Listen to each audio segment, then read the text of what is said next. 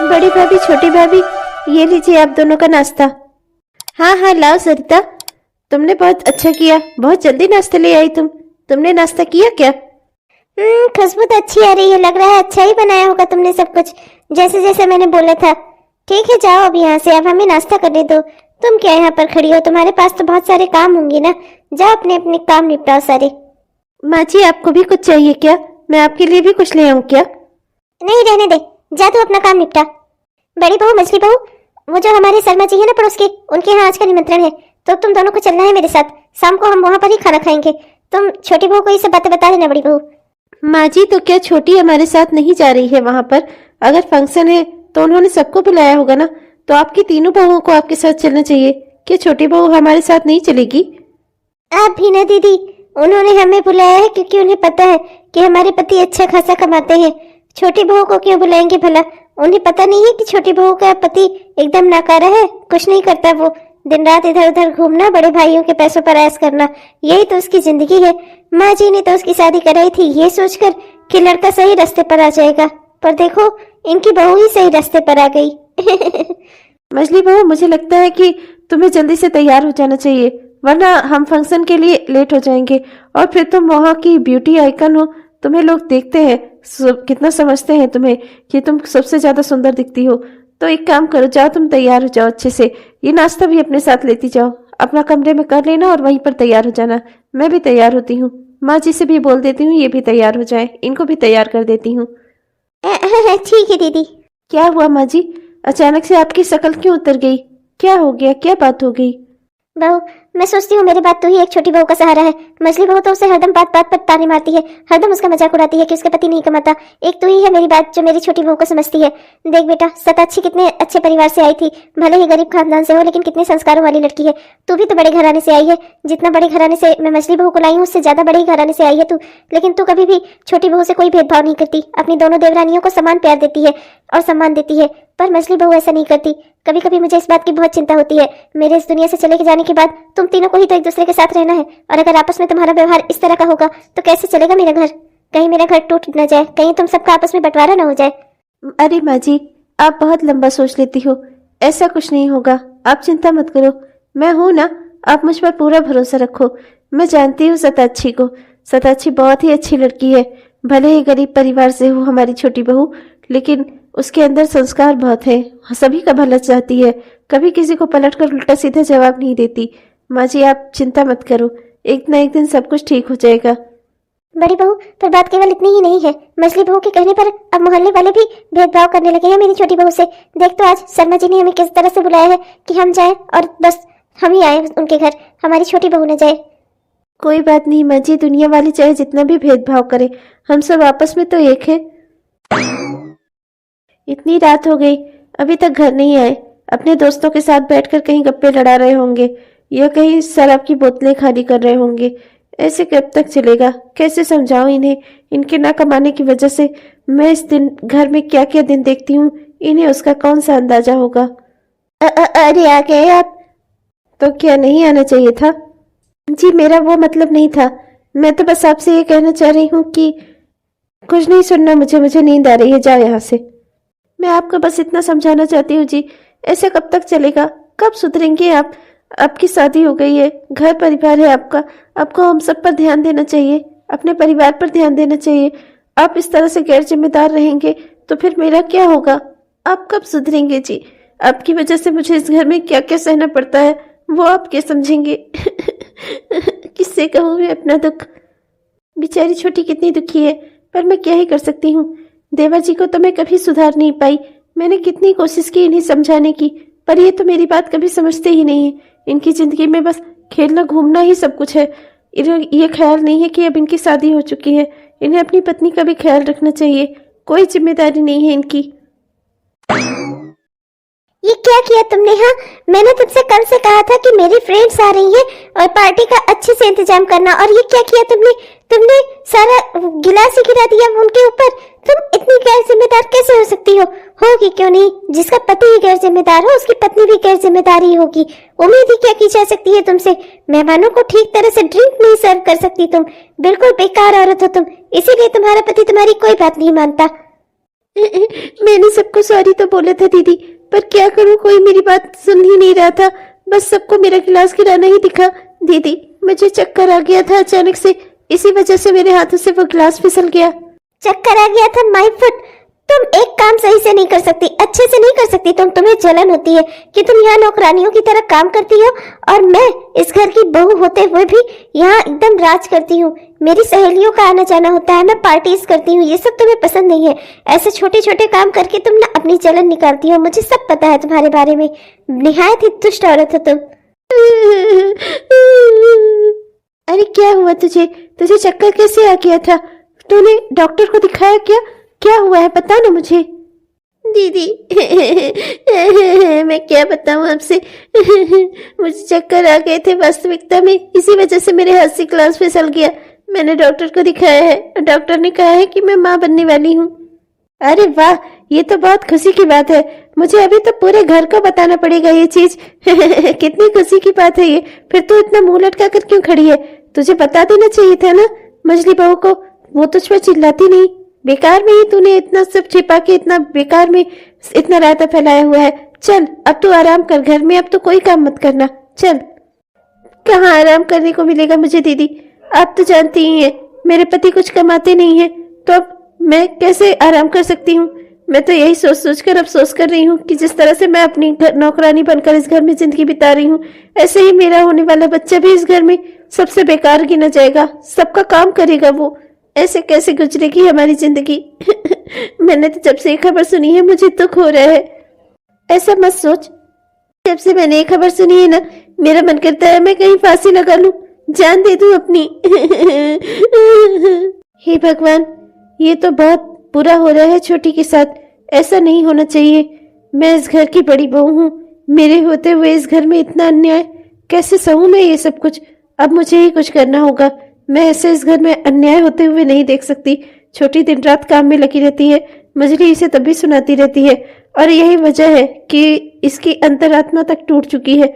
ये अपने आप को बिल्कुल अकेला महसूस करने लगी है। इस घर को ये अपना घर नहीं समझ पा रही है। इसे लगता है ये घर इसके मालिकों का है, ये यहाँ पर नौकरानी है। मुझे इसे याद दिलाना होगा कि ये घर इसका भी है, और मुझे देवर जी को भी उनके सही रास्ते पर लाना होगा। जो काम माँ जी नहीं कर सकी, वो काम अब शायद मुझे करना होगा। घी सीधी उंगली से नहीं निकलेगा, मुझे यहाँ उंगली को टेढ़ा करना होगा। देवर जी इतनी आसानी से काम पर नहीं लगेंगे, मुझे कुछ ना कुछ तो करना ही होगा। क्या करूं मैं, क्या करूं?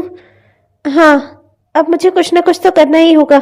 मैं ऐसे हाथ पे हाथ धरे बैठ नहीं सकती, चाहे इसमें थोड़ा मुझे ही बुरा बनना पड़े, चाहे सताक्षी को थोड़ी तकलीफ हो, पर शायद आगे की जिंदगी उसकी अच्छी गुजरे। मुझे अब ये कुछ करना ही होगा। सताक्षी, ओ सताक्षी, जरा यहाँ आना। बस आई दीदी, आई। जी दीदी, क्या हुआ? आपने आज मुझे इतना जोर से बुलाया? सताक्षी, तुम इस तरह से दौड़ते हुए क्यों आई? आराम से भी तो आ सकती थी। तुम्हारे लिए अब इतना दौड़ भाग करना अच्छी बात नहीं है। चलो, मेरा पहला प्लान सक्सेसफुल रहा। कम से कम देवर जी को सताक्षी की थोड़ी चिंता तो हुई। ये क्या है सताक्षी? हाँ, ये घर पूरा तुम्हें कल पार्टी के बाद तुम्हें सब साफ कर देना चाहिए था ना। ये आज तक ऐसे ही क्यों पड़ा है? तुमने अभी तक यहाँ की सफाई नहीं की। तुम्हें पता नहीं है कि हमारे घर में पार्टी होने के तुरंत बाद उसकी साफ सफाई की जाती है, और तुम ये सब कुछ गंदा पड़ा हुआ है कल से। माफ कर दीजिए दीदी, मैं अभी कर देती हूँ। जल्दी जल्दी जल्दी जल्दी करो, करना ही पड़ेगा तुम्हें। मुझे ये सब कुछ आधे घंटे के अंदर साफ साफ चाहिए, समझी तुम? जी जी जी दीदी। हाँ, ये आज दीदी को क्या हो गया है? हमेशा कितना मेरा ख्याल रखती थी, हमेशा खाने के लिए पूछती रहती थी, और आज ये भाभी को क्या हो गया है अचानक से? ये जब से सताक्षी माँ बनने वाली है तब से ये उससे और काम करवा रही है। सताक्षी, तुम देवर जी को सही रास्ते पर लाने के लिए मुझे क्या क्या करना पड़ रहा है। बहन जैसी मेरी देवरानी, वो इस समय कितना उसे देखभाल की जरूरत है, और मैं उसके साथ ऐसा व्यवहार कर रही हूँ। पर मैं क्या करूँ? मुझे देवर जी को सही रास्ते पर लाना बहुत जरूरी है, इसलिए मुझे ये सब कुछ करना पड़ रहा है। लाओ अपनी देवरानी का हाल चाल ले लूं। वो ठीक तो है? उसने खाना वाना खाया कि नहीं? अरे क्या हुआ दीदी, कोई और काम था क्या? आप मुझे बताओ, मैं अभी कर देती हूँ। नहीं, मैंने जो है कुछ दूध फल वगैरह किचन में रखवाए थे, तुमने कुछ लिए क्या? जानती हो दीदी, मेरे हालात सही नहीं है, पर मैं चोर नहीं हूँ। मैं भला आपका कोई सामान क्यों लूंगी? मुझे सब पता है, और आइंदा से फल फ्रूट खाना होगा तो अपने पति को बोल देना, वही लाकर तुम दोनों को खिलाएगा, समझी? तुमको और तुम्हारे बच्चे को। आइंदा से मेरे फल फ्रूट और मेरे रखा हुआ कोई भी सामान छूना नहीं तुम। मेवे तो तुमने देखे नहीं होंगे आंखों से कभी, तभी तो सारे के सारे मेवे मेरे खा गई तुम। हटो मेरे रास्ते से, जाने दो मुझे। क्या चोरी का इल्जाम? हे भगवान, मैं क्या क्या सुन रही हूँ इस घर में। चोरी का इल्जाम लगा रही है दीदी मुझ पर। ये क्या है? भाभी को ऐसा नहीं करना चाहिए था। भाभी इतनी छोटी सी बात का पतंगर कैसे बना सकती हैं? इस घर पर मेरी पत्नी का भी तो अधिकार है, और वो उसे खाने पीने की चीजों के लिए चोरी लगा रही है। इतने पूरे दिन आ गए हैं इस घर के। बहू, मेरी बेटी बनारस गई थी, वहाँ से उसने 6 साड़ियों का सेट भेजा है। मैंने सोचा कि छोटी बहू क्या ही करेगी साड़ियों का, नहीं तो उसे कहीं कोई बुलाता है, नहीं तो उसे कहीं आना जाना होता है। रहती तो इसी घर में है, बस काम ही तो करना है उसे, तो बनारसी साड़ी पहनकर क्या काम करना। तो इसलिए मैंने 3-3 साड़ियां तुम दोनों के कमरे में रख दी है, 3 तुम्हारे 3 तुम्हारे, और तुम दोनों देख लेना, अपना उसका ब्लाउज सिलवा लो और पहनो ओढ़ो, ठीक है? जहाँ पर बुलाया जाए वहां पर जाओ, मोहल्ले में जाओ, मेरी शान बढ़ाओ। ये क्या है? मेरी माँ ऐसा कर रही है? मेरी माँ ही अपनी सारी बहुओं के बीच में भेदभाव करा रही है। ऐसा मेरी माँ को नहीं करना चाहिए था। जितना दोनों भाभियां उनके लिए इम्पोर्टेंट है, उतना ही मेरी पत्नी भी तो है। उसे इस घर में नौकरानियों की तरह रखा हुआ है इन लोगों ने, सिर्फ उससे काम कराते हैं दिन रात। कोई इसकी हालत भी नहीं देख रहा है। इस समय उसे आराम की जरूरत है, पर किसी को उसकी कोई परवाह नहीं है। सबको बस उसका काम चाहिए। मैं तो बहुत खुश हूँ बनारसी साड़ी पाकर। आपको पता है माँ जी, सताक्षी कह रही थी कि बनारस में बहुत अच्छी साड़ियाँ मिलती हैं, तब से मेरा मन हो रहा था कि बनारस की साड़ी पहनूं मैं। मेरे दोस्तों का तो फोन आने लगा। आज इस घर में इतना कुछ देख रहा हूँ, कैसे जाऊं मैं यहाँ सब कुछ छोड़ के रसे, सताक्षी को इस हालत में छोड़कर। ओह छोटी बहू, मुझे तुमसे बहुत जरूरी काम था। मेरे पास बनारस की साड़ियाँ आई हैं, बनारस की साड़ियाँ। तो मेरे अलमारी में कुछ पुरानी साड़ियाँ पड़ी हुई हैं, जिन्हें अब मैं कभी नहीं पहनूंगी। तो एक काम करना, आकर तुम ही ले जाना। वो क्या है ना कि बहुत पुराने कपड़े मैं बर्तन वालों को दे देती हूँ, पर घर में जब तुम्हें देखती हूँ तो सोचती हूँ तुम्हारे भी हालात तो ऐसे ही है ना। वैसे भी तुम तो सबका उतारा हुआ ही पहन सकती हो, तुम्हारा पति कौन सा कमाता है ना? तो मैं तुम्हें जो साड़ियाँ दे रही हूँ ना, उसे रख लो अच्छे से, उसे तैयार करवा लेना। मैंने तो उसका ब्लाउज भी सिलवा लिया है, मैंने तो लगभग 6-7 बार उसे पहन ही रखा है, तो मैं तुम्हें दे दूंगी। तुम अपना चला लेना। तुम्हारे भी घर वर में मायके है कि मैं शादी पड़ेगी ना, तो वहाँ पहन के जाने के लिए ये साड़ी काम आएगी।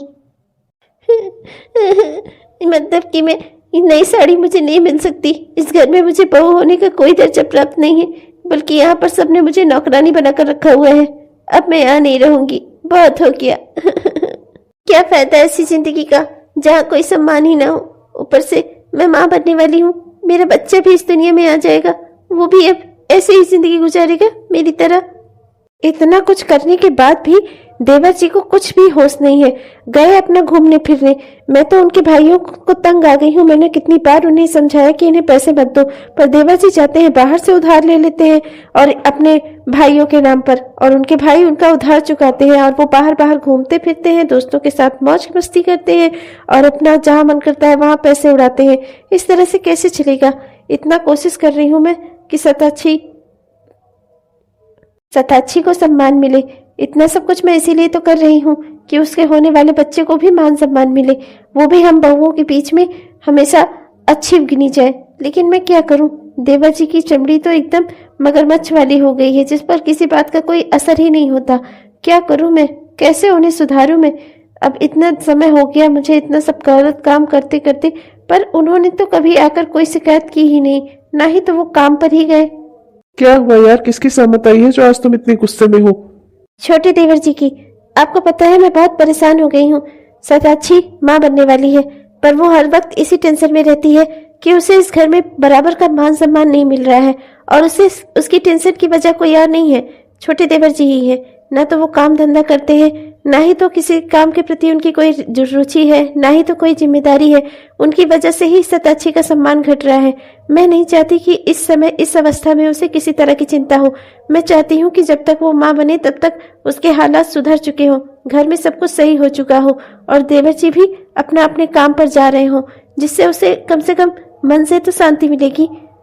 अरे हम सब तो कह कर हार गए भाई, क्या करें?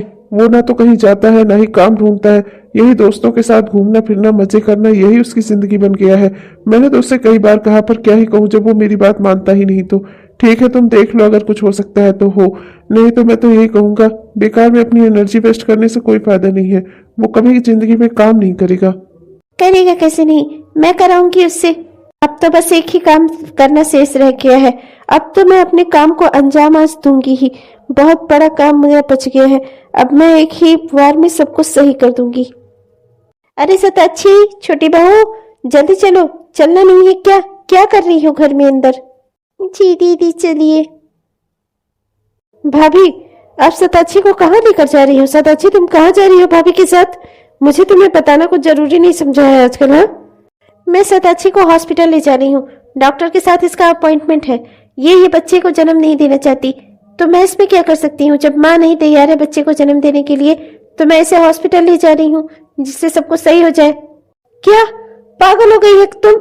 अरे तुम क्या करने जा रही हो? हमारा पहला बच्चा है ये, और तुम इसे जान से मारना चाहती हो? क्योंकि मैं नहीं चाहती, मैं थक गई हूँ नौकरानी बनते बनते। मैं ऐसी जिंदगी अपने बच्चे के लिए नहीं चाहती। उससे कोई काम करवाएगा मैं नहीं देख पाऊंगी, प्लीज। जैसा भेदभाव मैं इस घर में झेलती आ रही हूँ, ऐसा ही उसके साथ हुआ तो फिर कैसे मैं रह पाऊंगी? आप तो वही रहेंगे ना, आप तो कभी नहीं बदलेंगे ना। आपको तो कोई काम नहीं करना। मैं अपने आप को बदल लूंगी। मैं नौकरानी बनकर इस घर में अपनी जिंदगी गुजार सकती हूँ, पर अपने बच्चे को नहीं पाल सकती इस तरह। मेरा बच्चा कोई सवाल करेगा, मैं क्या जवाब दूंगी उसे? नहीं, मैं आपके साथ नहीं रह सकती। मैं इस गिल्ट के साथ नहीं रह सकती। मैं ये बच्चा नहीं रख सकती। चलिए दीदी। अरे देवर जी, जब आपको बच्चे की जिम्मेदारी उठानी नहीं है तो फिर बच्चे को पैदा ही क्यों करना? वैसे भी आप तो अपने भाइयों के दिए हुए पैसों पर आराम से यसी और मजे करो। अभी तो आप ही के खेलने घूमने के दिन है ना, तो बच्चा इस दुनिया में अगर क्या करेगा? तो अच्छा ही है, मैं इसे ले जा रही हूँ। सब मामला आज सेटल हो जाएगा। चलो छोटी। रुक जाओ सताक्षी, वरना मुझसे बुरा कोई नहीं होगा। चुपचाप घर के अंदर चलो, समझी तुम? मैं इस बच्चे का बाप हूं ना, मैं इस बच्चे को पालूंगा। तुम चिंता क्यों करती हो? मैं तुम्हारी भी स्थिति में सुधार ले आऊंगा। मुझे अपनी गलती का एहसास हो गया है सताक्षी। देखना तुम, मैं बड़े भैया और मझले भैया दोनों से ज्यादा पैसे कमाऊंगा।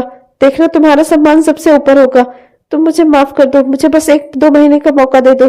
देखो मैं अपनी जिंदगी बदल लूंगा। दो क्या, तुम 6 महीने या 8 महीने, 10 महीने, 10-12 साल में भी अपने बड़े भैया या मझले भैया जैसे काबिल बन जाओगे ना, तो बड़ी बात होगी। अब तू क्यों चली गई? तुझे अपना बच्चा पैदा करना है क्या? ठीक है, जैसी तेरी मर्जी। तुझे भी नौकरों की संख्या बढ़ानी है इस घर में। मैं चलती हूँ। अब भाई कोई मेरी बात ना माने तो मैं क्या ही कर सकती हूँ? कर भला तो हो भला।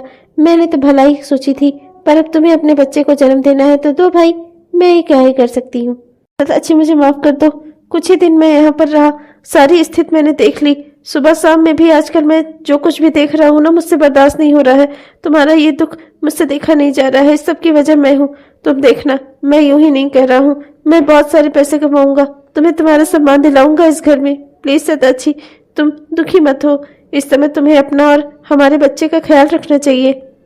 पर मैं क्या ख्याल रखूं? आप तो जानते ही हैं मेरे घर वाले इतने अमीर लोग नहीं हैं कि वो मुझे खाने पीने के लिए अच्छी अच्छी वस्तुएं दे जाएंगे। और यहाँ पर सब भाभी लोग अपना अपना ही सामान मंगाती हैं, अपना फल फ्रूट, अपना दूध, अपना मसाला। मुझे कौन खाने देगा? मैं सब समझ गया सताक्षी, तुम चिंता मत करो। मैं खुद ही तुम्हारे लिए फल फ्रूट मसाले सब की व्यवस्था करूंगा। मैं जा रहा हूँ, मैं आज ही से काम ढूंढूंगा। मैं सब समझ गया हूँ, काम कोई छोटा बड़ा नहीं होता। जो काम मिलेगा मैं वही कर लूंगा। कम से कम मैं अपनी पत्नी और अपने बेटे का पेट तो पाल सकूंगा। बहुत हो गया, इस घर ने हमें बंटवारा कर भी लिया तो हमें सिर्फ छत मिलेगी, पर रहने खाने के लिए तो हमें खुद से ही अपना इंतजाम करना होगा ना। तो कल करे सो आज ही करता हूँ। मैं अभी चाहता हूँ, मैं आज से ही अपनी नौकरी पकड़ूंगा, कोई ना कोई। भगवान आपको सफलता दी। 2 साल बाद। देखो सताक्षी, देखो आंखें खोलकर, ये सब कुछ तुम्हारा है, तुम्हारे पति के पैसों का है। अब तुम भी गर्व से यहाँ रह सकती हो। तुम्हें कोई भी बातें नहीं सुना पाएगा।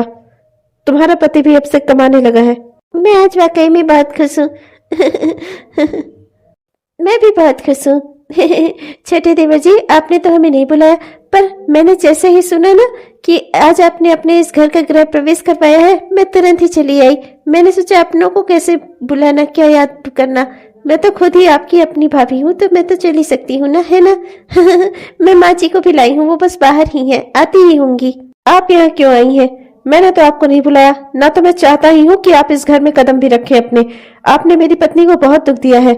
आपने और मछली भाभी ने मिलकर मेरी पत्नी के साथ बहुत अत्याचार किया। आप लोग इससे इस हालत में भी दिन रात काम करवाते थे जब वो माँ बनने वाली थी, और आप लोगों को ऐसा नहीं करना चाहिए था। आप लोगों को उसका ख्याल रखना चाहिए था, और आप लोग उससे काम करवाती थी बस इसलिए कि उसका पति कमा नहीं रहा था, बस सिर्फ इस बात से। ये तो कैसे बात कर रहा है अपनी भाभी से? तमीज से बात कर इनसे, बड़ी है तुझसे। हाँ जी, आप चुप हो जाइए, शांत हो जाइए, पहले मेरी पूरी बात तो सुन लीजिए। मुझे कुछ नहीं सुनना, आप निकल जाइए भाभी मेरे घर से। मैं आपकी शकल जितनी बार भी देखता हूँ ना, उतनी बार मुझे गुस्सा आता है। चलिए आइए यहाँ से। चलो जी, चलते हैं। अरे ऐसे कैसे चलते हैं? अभी मेरी एंट्री तो बाकी है ना। तो जिसे इस घर से निकाल रहे हैं ना, उसी की वजह से आज तो इतना काबिल बना है। उसी की वजह से तेरा हंसता खेलता बच्चा तेरे सामने है। उसी की वजह से तेरी जिंदगी में सारी खुशियां हैं। उसी की वजह से आज तेरी पत्नी तेरे सामने जिंदा खड़ी है। समझ रहा है तू? नहीं माँ, कुछ मत कहिए। मैं चलती हूँ, रहने दो माँ। मैं चाह रही हूँ, मुझे यहाँ आना ही नहीं चाहिए था। मैंने तुमसे कितना कहा था कि जहाँ ना बुलाया गया हो, जहाँ निमंत्रण ना दिया गया हो, वहां नहीं जाते। लेकिन तुम ही ना मेरा छोटा देवर करके यहाँ चली आई। अब देखो कितनी बेइज्जती हुई भारी। क्या क्या कह रही हैं आप माँ? मैं कुछ नहीं समझ पा रहा हूँ। तुझे पता है तेरी पत्नी को बराबर फल फ्रूट मिलवा सब कुछ खिला रही थी मेरी बड़ी बहू। और तुझे पता है जब इसकी डिलीवरी होने वाली थी, इसको ऑपरेशन करना था, तो डॉक्टर ने 50,000 रुपए अर्जेंट मांगे थे। फिर अचानक से वो 50,000 रुपए भर कैसे गए, तुझे नहीं पता चला? अरे ये सब कुछ मेरी बड़ी बहू ने किया। उसी की वजह से आज तेरी पत्नी तेरे सामने जिंदा और तेरे औलाद तेरे सामने हंसती खेलती घूम रही है। समझा तू? जिसे तू इस घर से निकाल रहा है, उसने अपना व्यवहार कठोर किया तेरे साथ। वो गलत तरीके से पेश आई क्योंकि उसके पीछे कारण था। वो तुझे सुधारना चाहती थी। हम सब ने कोशिश कर करके देख ली थी, कह कहकर हम सब थक गए थे। इसी कारण से तो मैंने तेरी शादी करवा दी कि शायद तब तुझे अपनी जिम्मेदारियों का एहसास हो। पर तेरी पत्नी तो जब तक माँ बनने वाली भी हो गई, लेकिन तू नहीं सुधरा। और बताओ तुझे और क्या किया है मेरी बड़ी बहू ने? उसकी वजह से आज तो इतना काबिल बना है। अपने आप को उसने तेरी नजरों में गलत साबित करने के लिए ये सब कुछ किया, और उसके करने की वजह से ही आज तो इतना काबिल बना है। और तू उसे ही घर से निकाल रहा है, उसकी ही बेइज्जती कर रहा है। अरे मैं तेरी माँ हूँ, पर मैं इतना अच्छा फर्ज माँ का नहीं निभा पाई जितना मेरी बड़ी बहू ने निभाया तेरे लिए। और वो देख, मेरी बचली बहू भी आई है यहाँ पर। वो भी छोटी बहू से माफी मांगने आई है क्योंकि वो उसने हमेशा छोटी बहू के साथ गलत ही व्यवहार किया। पर मेरी बड़ी बहू ने हमेशा तुम दोनों देवरानियों के साथ बराबर का व्यवहार किया। समझा तू? आज तो उसे इस घर से निकाल रहा है ना, हम सब भी जा रहे हैं। ठीक है, रह तू अकेली। जब तुझे अपनी रिश्तों की कोई कदर नहीं है, तुझे लगता है अब तू बड़ा आदमी बन गया ना, तो तुझे अब इस बात का घमंड आ गया। तो ठीक है, रह अपने घमंड के साथ अपने इस बड़े से बंगले में अपने बच्चे के साथ। मैं और मेरी बड़ी बहू और मेरी मछली बहू और मेरा बेटा, मैं लेकर इन सबको यहाँ से जा रही हूँ। मैं ही इन सबको यहाँ पर लिवा कर लाई थी ना, मैं ही इन सबको लेकर जा रही हूँ।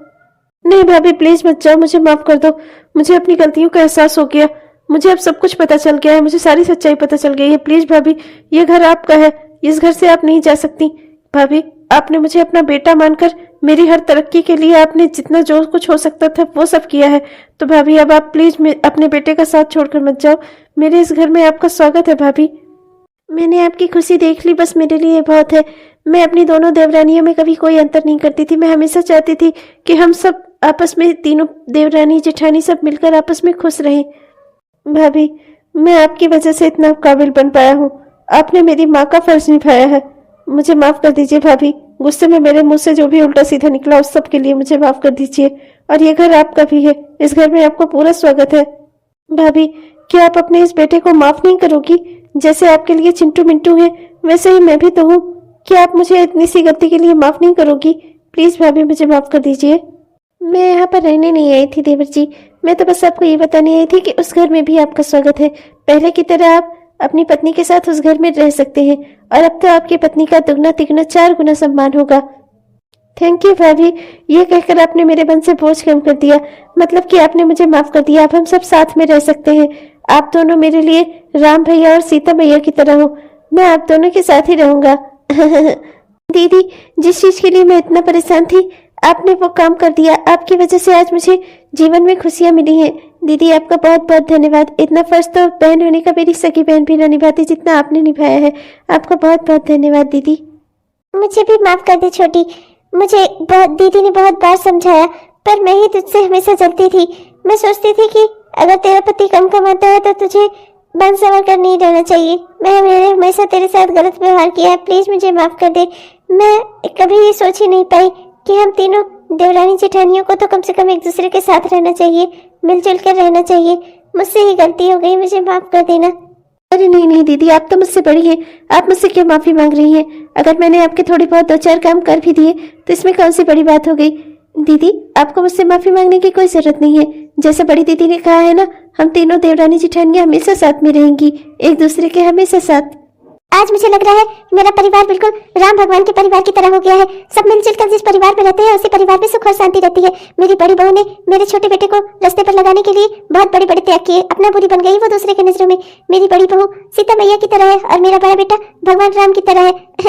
मैं बहुत खुश हूँ आज। मुझे अब पूरा यकीन हो गया कि जिंदगी में मैं रहूँ चाहे ना रहूँ, मेरी बड़ी बहू और मेरा बड़ा बेटा हमेशा पूरे परिवार को एक दूसरे से जोड़कर रखेंगे। मेरे घर में कभी बंटवारा नहीं होगा।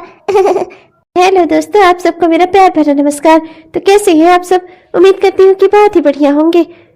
आपने हमारा यह वीडियो पूरा देखा, इसके लिए आपका बहुत बहुत धन्यवाद। तो कैसा लगा आपको? अगर पसंद आया तो कृपया लाइक और शेयर जरूर करिएगा दोस्तों। और हाँ दोस्तों, हमारे इस चैनल को सब्सक्राइब करना भी मत भूलिएगा। तब तक के लिए चलती हूँ, मिलूंगी आपको कल की वीडियो में। तब तक के लिए बाय बाय।